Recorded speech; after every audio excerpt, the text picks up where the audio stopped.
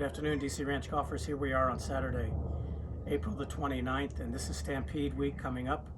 The Stampede competition will be on Friday with 27 holes and Saturday with 18, followed by a shootout. And hopefully that'll be as much fun as we had with the Roundup a couple weeks ago, where Jim and Kevin Peters ended up being the overall champions as they won the shootout. Here we are with the temperatures now approaching the 100s, so be careful out there. Make sure you stay hydrated, make sure you wear a hat, make sure you wear a bunch of sunscreen, make sure you play as quickly as you can so you can beat the heat for the rest of the day, but we want to make sure that everybody is as safe as they possibly can be. We've got the end of our match play season by the end of April, so if you haven't gotten your match in, please do so.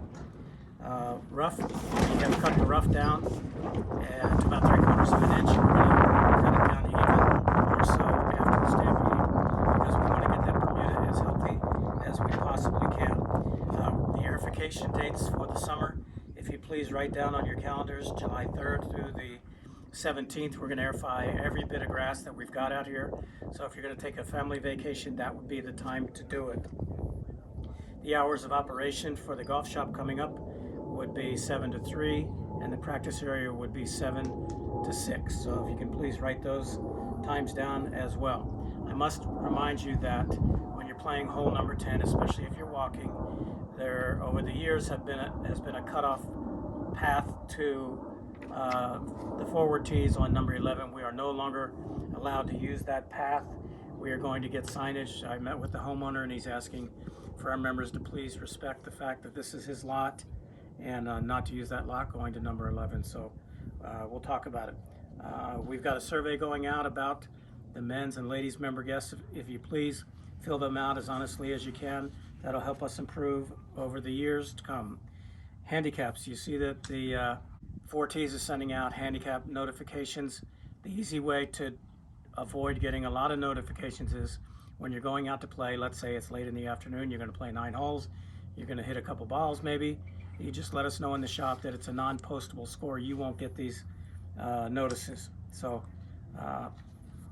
please do your job there and let us know. So, if anybody's interested in volunteering for the NCAA championships over at Grayhawk coming up in the next few weeks, if you'd let us know in the golf shop, we can call Grayhawk and they can tell you all about what it takes to be a volunteer. I think these NCAA championships are a great way to get back to the game. I've been also asked about push carts. Push carts, we still have the responsibility to stay off all of the practice tees, all the tees on the golf course. Do not go inside the green surrounds. I saw last week where there were a couple of push carts up there on the collars. That's a no-no, stay away from them. And then if you please be respectful, that would be great. Dress code, I've been asked to address that as well. The guys, respectfully, the bills of your hat, I should say, have to be facing forward. We're going to ask that you tuck your shirts in, and that's the club rule. So when we come around and ask you, please be respectful of the staff as they're just trying to enforce the club rules. Lastly, I should say, I've been asked about some instruction since I talked about the grip the last time. I'll do this very quickly. People are asking, well, how do you really work on getting your alignment properly done while you're practicing? And what we typically try and recommend is take 2 clubs, run them parallel with your target line, and tee up a ball right in the center of the tube, but give yourself some space.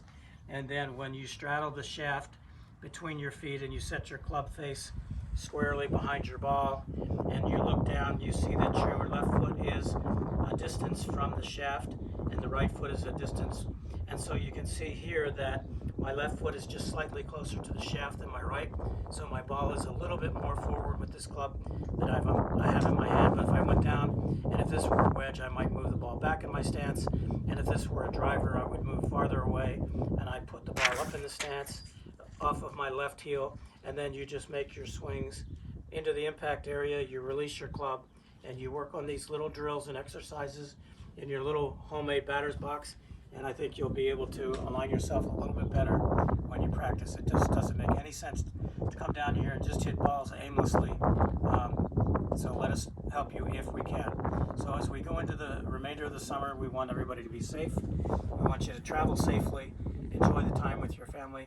We're here if you need us throughout the whole summer. Have fun.